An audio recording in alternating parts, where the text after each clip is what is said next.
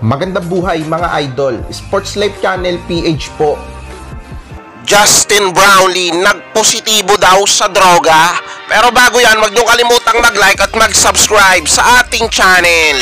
O breaking news to mga bossing ko, Justin Brownlee nagpositibo daw sa droga. Isang linggo matapos maiuwi ang gintong medalya sa Asian Games na ginanap sa Hangzhou sa China. Naglabas nga po ng report ang medical personnel ng mga taga-Hangzhou na di umano na itong ating naturalized player na si Justin Brownlee nagpositibo daw sa isang uri ng droga na kung tawagin carbosis THC, na isang uri ng droga na maihahalin tulad daw sa marijuana. Noong October 7 pa daw ginawa ang test na yon at ngayon lang inilabas ang resulta. May isa pang atleta ang nagpositibo din sa isa pang banned substance. Ito nga si Sammy Basay ng Jordan na nagpositibo naman sa paggamit daw ng steroid. Marami sa atin ang nahihiwagahan kasi nga base ang medical report na yon sa mga taga-China. May mga nagdududa syempre kung reliable nga ba ang ginawang pagtest na yon.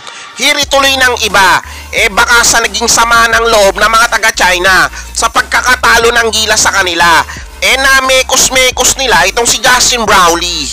Tanong pa ng marami, baka bawiin daw ang gintong medalya na nakuha ng gilas noong Asian Games. Pero mukhang imposible naman yon. Wala pa namang nangyayaring ganon sa kasaysayan ng Asian Games. Abangan natin kung ano ang gagawing hakbang ng mga taga-gilas sa naging akusasyon ng mga taga-China sa ating kababayang Sinoy P. Justin Brownlee na di umano gumagamit daw ng droga. O kayo mga bossing ko, naniniwala ba kayo na itong si Justin Brownlee gumagamit ng droga noong Asian Games? O baka naman na mekos-mekos lang siya ng mga taga-China?